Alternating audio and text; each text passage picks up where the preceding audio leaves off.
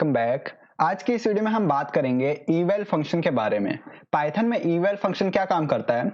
अगर मान के चलिए आपको सर्वर साइड के लिए कोई प्रोग्राम बनाना है, वो प्रोग्राम में आपको आउटपुट कुछ नहीं करना है, आपको यूजर से कोई कोड लेना है और उस कोड का आपको आउटपुट करवानी है। मैं क्या बोल रहा हूँ, जैसे आपके प्रोग्राम में कोई यूजर कोई कोड लिखे पाइथन का, तो आपको जो यूजर कोड लिखा है उस कोड का आउटपुट करवानी है, तो आप उसके लिए eval फंक्शन का यूज करते हैं। तो eval फंक्शन काम कैसे करता है वो जानने के लिए पाइथन के डॉक्यूमेंटेशन में जाते हैं। यहाँ पे लिखता हूँ मैं पाइथन, और यहाँ पे मैं हेल्प कमांड का यूज करके eval फंक्शन का डॉक्यूमेंटेशन ऑन करता हूँ। तो ये देखिए हमारे पास डॉक्यूमेंटेशन आ चुकी है। eval फंक्शन हमसे 3 आर्ग्यूमेंट लेगा और वो आर्ग्यूमेंट क्या काम करेगा मैं वो सब आपको बताऊंगा। यहाँ देखिए लिखा है a source may be a string representing a Python expression। इसका मतलब क्या हुआ, हमें यहाँ पे स्ट्रिंग में एक सोर्स डालना पड़ता है और वो सोर्स क्या होगा, वो सोर्स होगा पाइथन का एक्सप्रेशन। इसका मतलब क्या हुआ, मैं यहाँ पे एक लिस्ट बनाता हूँ list1 नाम से, ओके और इस लिस्ट को मैं स्ट्रिंग में डालता हूँ। स्ट्रिंग में क्यों डाल रहा हूँ, क्योंकि हमारा eval फंक्शन स्ट्रिंग में इनपुट लेता है। ओके तो मैं यहाँ पे लिखता हूँ 1 2 3 4 5। ओके तो हमारे पास अब यहाँ पे एक लिस्ट है जो कि स्ट्रिंग में है, तो हम यहाँ पे eval फंक्शन को कॉल करते हैं eval, और eval में list1 डालते हैं। तो अब हमारे पास क्या आएगा आंसर, मैं यहाँ पे प्रिंट करवाता हूँ और मैं सेव करके अगर रन करूं और मैं इसे एग्जिट करता हूं, तो ये देखिए हमारे पास एक लिस्ट प्रेजेंट है। ये हमारे स्ट्रिंग में प्रेजेंट नहीं है, ये हमारा एक लिस्ट है। अगर मैं इसका टाइप चेक करूं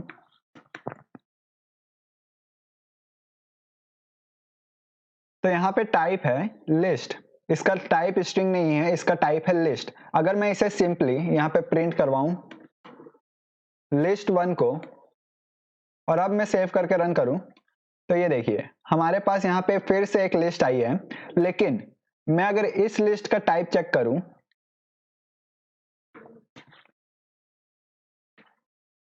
और अब मैं सेव करके रन करूं, तो ये देखिए, तो सबसे पहले वाले इस टाइप फंक्शन का टाइप है लिस्ट और सेकंड वाले का स्ट्रिंग।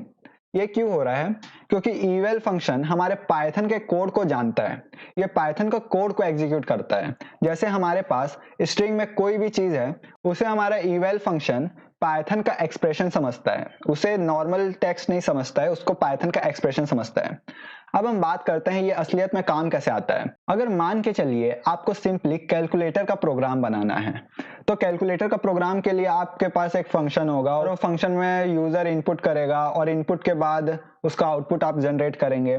ये सब काम आप नॉर्मली करते हैं, पर आप eval फंक्शन को यूज करके आप उसे एक ही लाइन में बना सकते हैं। जैसे मैं यहाँ पे एक इनपुट लेता हूँ, इनपुट में लिखता हूँ इंटर कोड। ओके तो हम यहाँ पे लिस्ट को स्ट्रिंग में कन्वर्ट किए थे, लेकिन हम यहाँ पे स्ट्रिंग में कन्वर्ट नहीं करेंगे इसका इनपुट को, क्योंकि हमारा इनपुट फंक्शन ऑलरेडी इसे स्ट्रिंग में ही कन्वर्ट करेगा। तो हम इसमें एक वेरिएबल में स्टोर कर लेते हैं, x वेरिएबल में। अब हम क्या करते हैं, अब हम eval फंक्शन को कॉल करते हैं और उसमें डालते हैं x। ओके और मैं यहाँ पे इसे प्रिंट करवाता हूँ। अभी आप देखिएगा ये काम क्या करेगा। अब मैं सेव करके अगर रन करूं, तो यहाँ पे आ रहा है इंटर कोड। यहाँ पे हमें पाइथन का कोई सा भी कोड अगर लिख के दें तो उसे ये एग्जीक्यूट कर देगा। जैसे मैं यहाँ पे लिखूं 5 + 7, तो ये देखिए हमारे पास 12 आंसर आ चुका है।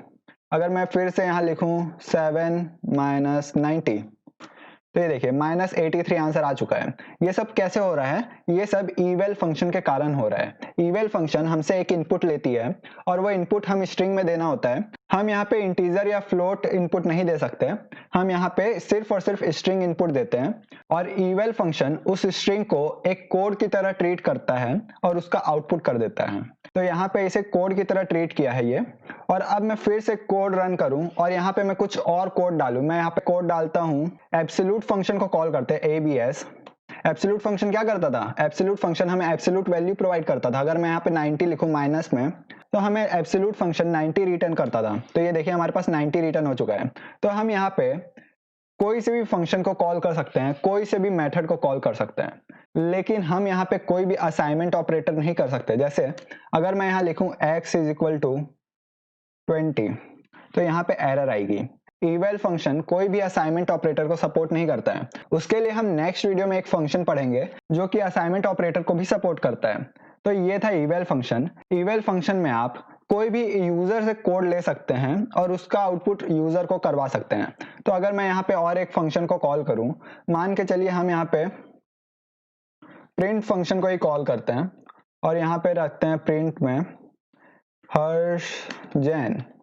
ओके, तो ये देखिए हमारे पास सबसे पहले प्रिंट स्टेटमेंट का आउटपुट आया है, उसके बाद यहाँ पे नन आया है। नन क्यों आया है? क्योंकि एक्स में कोई भी चीज असाइन नहीं हुआ है। तो ये था eval फंक्शन। अब eval फंक्शन के बारे में हम और जानते हैं। हम यहाँ पे पाइथन के इंटरेक्टिव शेल में फिर से जाते हैं और हम यहाँ लिखते हैं हेल्प eval। तो देखिए eval फंक्शन ग्लोबल और लोकल पैरामीटर भी लेता है। तो हम इसे यूज कैसे करेंगे? हम ग्लोबल की जगह में ग्लोबल पैरामीटर में हमें एक डिक्शनरी पास करनी होती है जिसका की होता है बिल्ट इन्स, और बिल्ट इन्स में हमें जो जो फंक्शन को इनएक्टिव रखना है उसका नाम देना होता है। तो हम उसे कैसे करेंगे? हम यहाँ पे कॉमा डाल के लिखेंगे बिल्ट इन्स, स्ट्रिंग में बिल्ट इन्स लिखेंगे बिल्ट इन्स, और बिल्ट इन्स के बाद हमें कोलन लगा के लिखना होता है कि हमें कौन कौन से फंक्शन को इनएक्टिव रखना है। तो हम यहाँ पे अगर यहाँ पे नन लिखें तो यहाँ पे सारे फंक्शन, जितने भी फंक्शन पाइथन में है, सारे इनएक्टिव हो जाएंगे। तो अगर हम अब इसे सेव करके रन किए और मैं यहाँ लिखता हूँ यूनिट 8, तो यहाँ पे इंटर कोड आया है। अगर हम यहाँ पे abs फंक्शन को कॉल करते हैं अब -90, तो यहाँ पे एरर आई है। एरर क्यों आई है? क्योंकि पाइथन के ये फंक्शन अलाउ ही नहीं है eval फंक्शन में यूज होने के, तो इसीलिए हमारे पास यहाँ एरर आई है। लेकिन हमें कोई कोई से फंक्शन को अगर अलाउ रखना है कि हमारे यूजर ये फंक्शन को यूज कर सके, तो हम उसके लिए लोकल वेरिएबल बनाएंगे। लोकल वेरिएबल के लिए हम फिर से एक डिक्शनरी बनाएंगे और डिक्शनरी में हम लिखेंगे, और इसमें हमारा की होगा वो फंक्शन का नाम स्ट्रिंग में, और उसका वैल्यू क्या होगा? उसका वैल्यू होगा उसी का फंक्शन का नाम। और अब हम इसे सेव करके रन किए तो अब हम पाइथन के हर फंक्शन को यूज नहीं कर सकते, सिर्फ और सिर्फ abs फंक्शन को यूज कर सकते हैं। तो हम यहाँ पे abs फंक्शन को यूज करके देखते हैं और मैं यहाँ डालता हूँ -79, और ये देखिए हमारे पास -79 में कन्वर्ट हो चुका है। लेकिन अब हम यहाँ पे कोड की जगह में प्रिंट स्टेटमेंट डालें और प्रिंट में हम लिखे कुछ भी चीज, तो ये देखिए हमारे पास एरर आई है। इसका मतलब हम सिर्फ और सिर्फ abs फंक्शन को ही यूज कर सकते हैं, और आपको जो जो भी फंक्शन यूज करना हो तो आप उस फंक्शन का की और वैल्यू पेयर डालिए। तो आई होप आपको ये वीडियो समझ में आया होगा। इस वीडियो में हमने कई सारे चीजें कवर किया है। ये बहुत ही ज्यादा ट्रिकी फंक्शन था।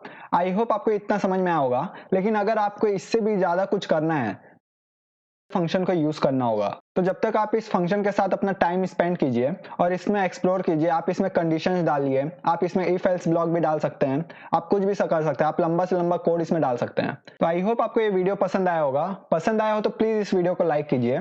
Thank you for watching this video and please like my video and subscribe to my channel for more quality content.